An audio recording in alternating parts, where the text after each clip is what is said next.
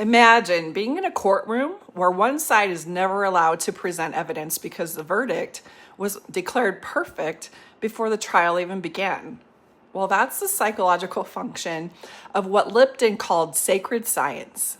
And this is probably the criterion that many former members of the Church of Jesus Christ of Latter-day Saints recognize most immediately, even though they may not have had the language for it. Sacred science is Robert Lifton's fifth criterion in his book, Thought Reform and the Psychology of Totalism. And it refers to a system in which the group's doctrine is presented as ultimate, unquestionable truth, not merely spiritually meaningful, but beyond any legitimate challenge.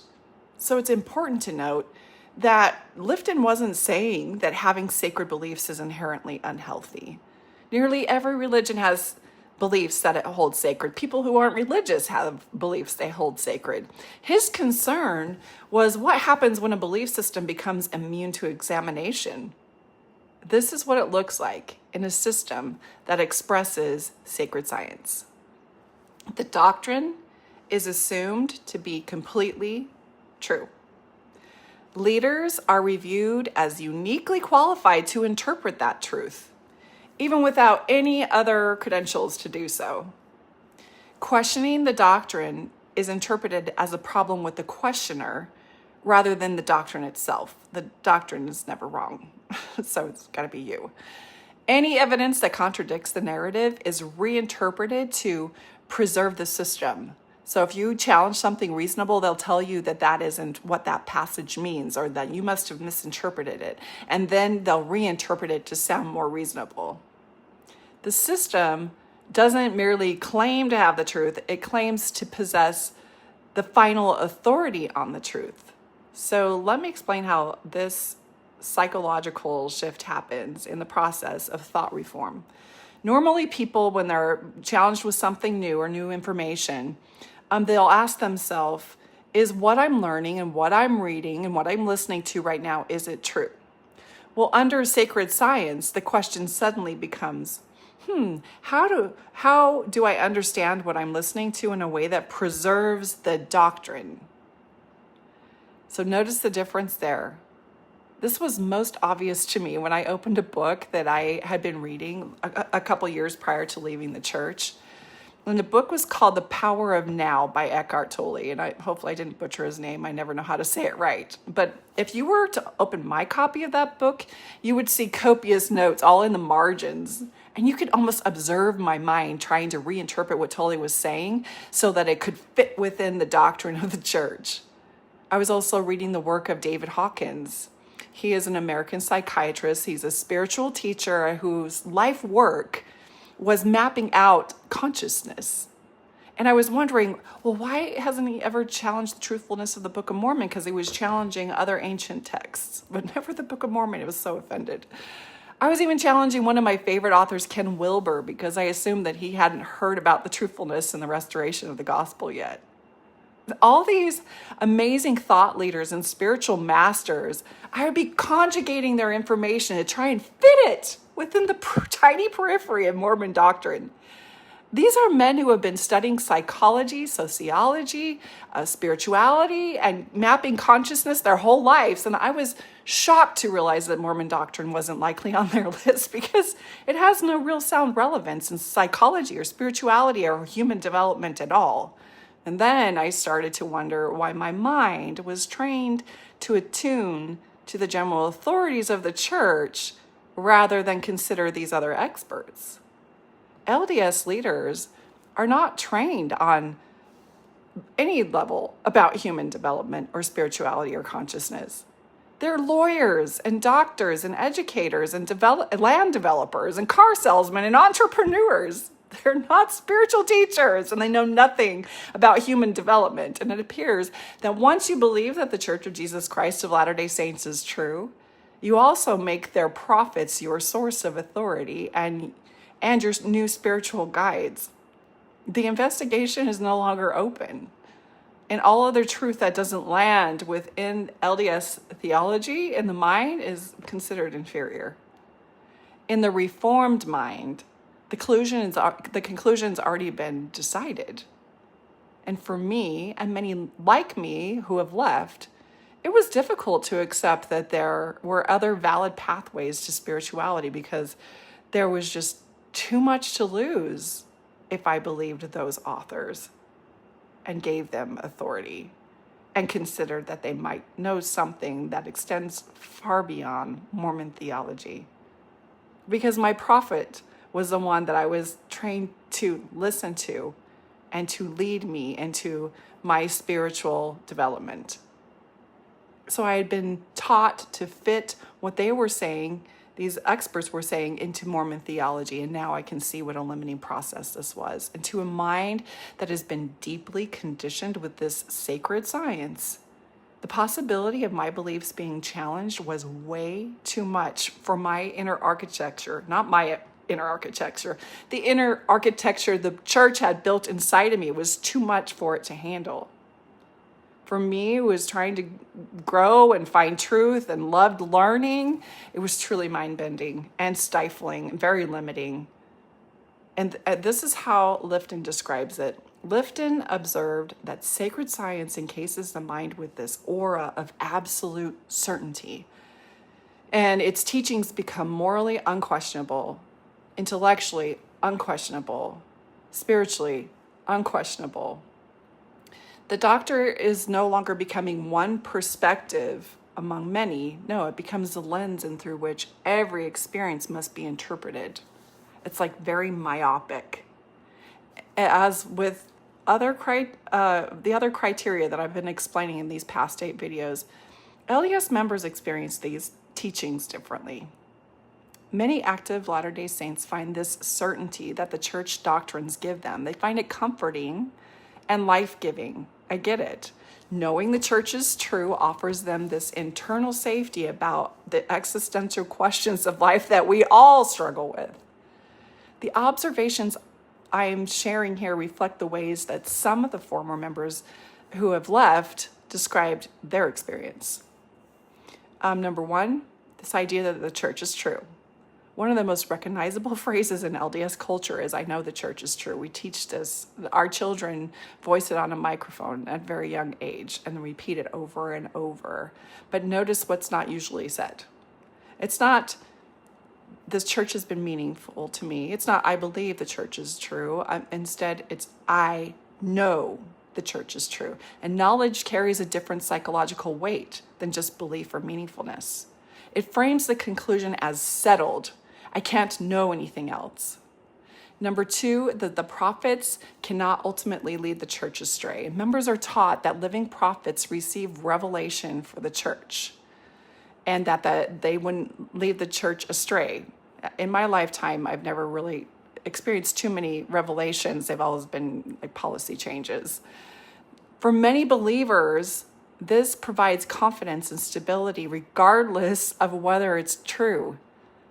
Viewed through Lifton's framework, however, it can also make institutional authority exceptionally difficult to question, because disagreement might be understood as disagreement with God's chosen leadership rather than with just some human decision.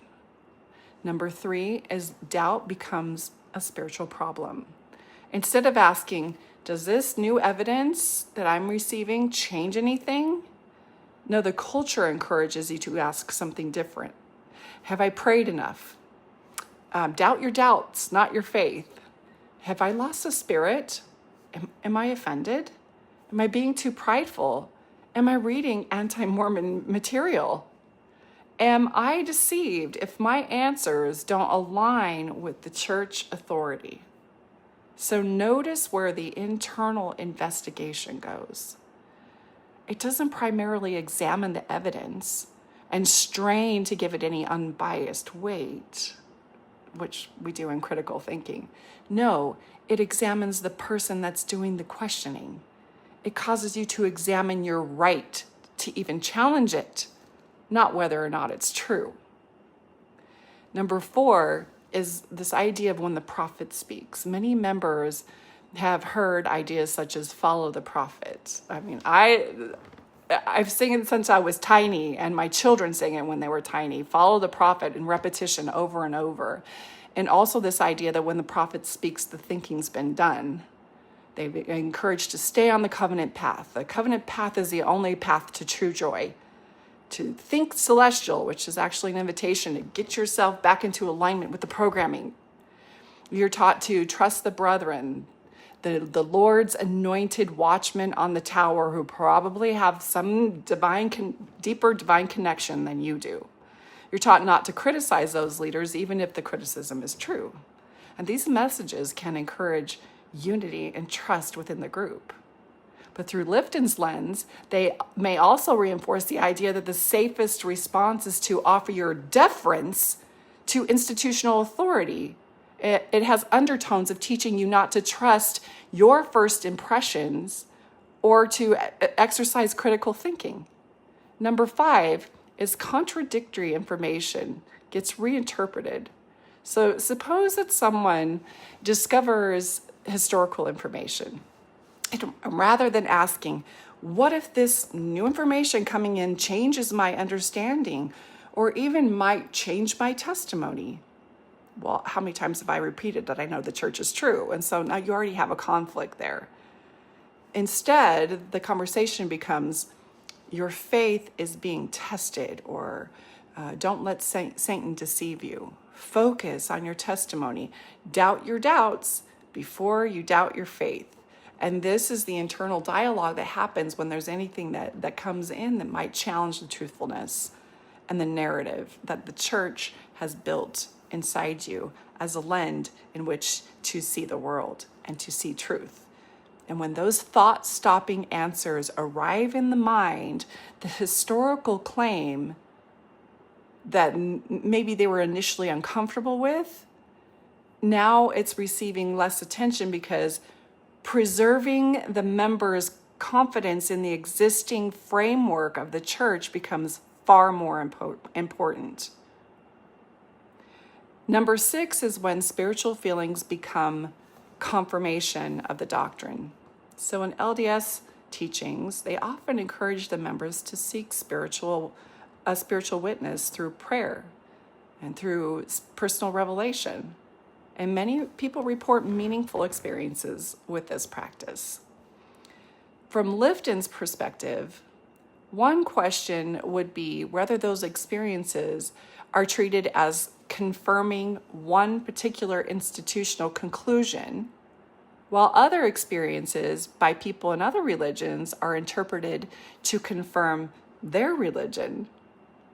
If one tradition's spiritual feelings are accepted as evidence of the truth while another's are discounted, well, then the system becomes this self-validating loop. So let me say this another way. If evidence is accepted only when it supports the belief, only when it supports your faith, then the system has a validating self loop. It's validating itself. It's never challenged in the mind. And number 7 is when questions become dangerous. One of the strongest signs of sacred science is not that questions are technically forbidden. In fact, the church will tell you that they welcome questions. It's that some questions begin to feel psychologically unsafe, and they don't, but morally unaligned as well. So if a person's questions start to create this cognitive dissonance, that people might wonder, if I keep asking this question, what's going to happen to my testimony? Will people think I've been deceived? Will I lose my family? Will I lose my identity? Will I lose my connection to the divine? Am I risking my salvation?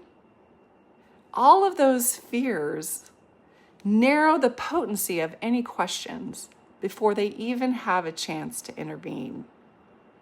And for me, any Q&A that I've watched after leaving the church, I can clearly see that although it looks like the brethren are free to ask questions, I can see that the questions have been carefully curated to support their rehearsed answers. So let me explain why this is so psychologically powerful. Sacred science removes uncertainty. And humans generally prefer certainty over ambiguity.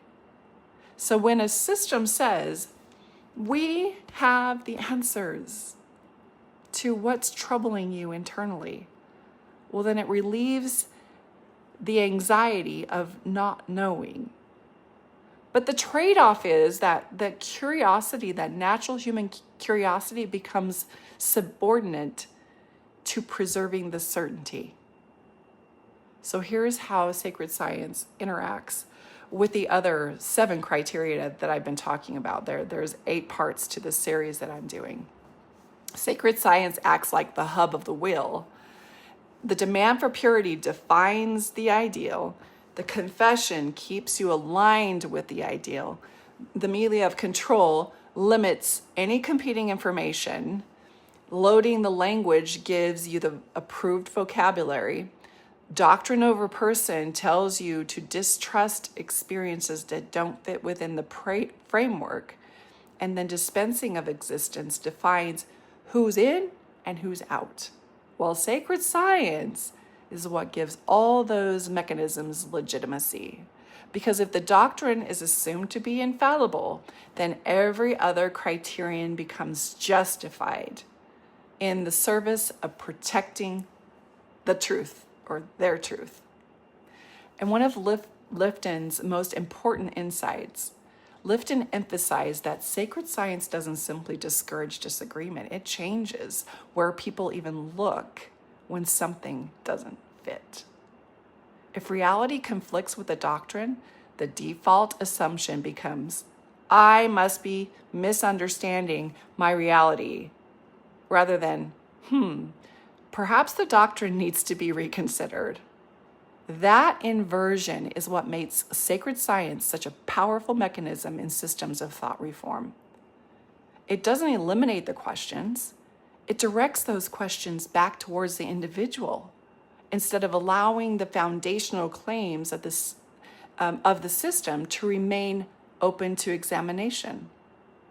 So after being deeply rooted in LDS doctrines for 45 years and then making the difficult transition to leave once I knew it was not a healthy growth environment for me, this is my conclusion.